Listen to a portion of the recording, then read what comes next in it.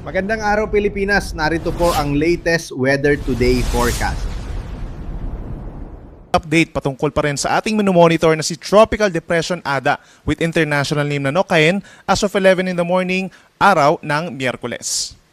Huli pong namataan ng bagyong Ada, 1,245 kilometers silangan ng Central Luzon. So patuloy pa rin yung paglayo ng bagyong Ada sa ating kalupaan. Taglay pa rin ang hangin na 55 kilometers per hour malapit sa gitna at may pagbugso hanggang 70 kilometers per hour at kumikilos patimog silangan at 10 kilometers per hour. So patuloy nga ang paglayo at walang inaasahan pa rin direktang epekto sa alimampanig po ng ating bansa. So nagbibigay tayo ng updates dahil ito po ay nasa loob pa rin ng ating area of responsibility.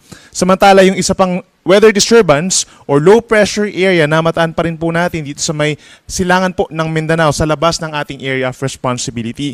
Huli itong namataan kanina alas 8 at around 2,225 kilometers silangan ng southern Mindanao at nasa mababa pa rin po ang chance or nasa yellow, low chance na ito ay ma-develop bilang isang tropical depression or mahinang bagyo sa susunod na 24 oras. Kagaya nitong si Bagyong Ada, wala rin pong direktang epekto itong low pressure area sa alinmampanig ng ating bansa sa susunod na 24 oras.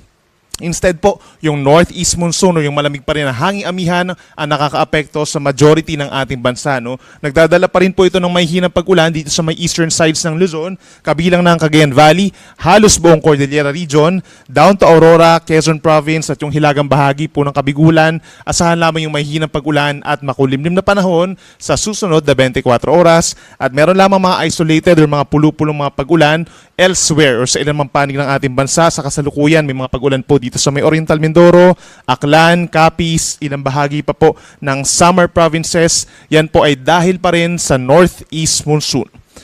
Base naman sa latest track ng Pag-asa, mas mapapaaga po yung paghina nitong tropical depression Ada into a low pressure area. So maaaring mamayang hapon na lamang po or mamayang gabi. At pag naging low pressure area po ito, mas lumilit na yung chance na mas magkakaroon pa ito ng epekto sa ating bansa. No? Kung mapapansin po nila, within the next 12 hours, kikilos pa rin po patimog silangan or timog-timog silangan itong si Bagyong Ada. At wala pa rin tayong nakataas po na tropical cyclone wind signal. Pagdating naman sa epekto ng northeast monsoon, yung mga pabugso-bugsong hangin, hindi po yan dahil kay Bagyong Ada, yan po ay dahil sa amihan. For today, most of Luzon, gayon din ang buong Visayas, asahan yung mga strong to gale force gusty winds, gayon din ang Caraga Region, Davao Region, Zamboanga Peninsula, down to Camiguin, Misamis Oriental, Lanao del Norte, Basilan at Tawi-Tawi. Habang bukas at sa araw ng Biyernes, mas lalakas pa yung northeast monsoon natin or hanging amihan. Mas marami lugar ang makakaranas ng pabugso-bugsong hangin.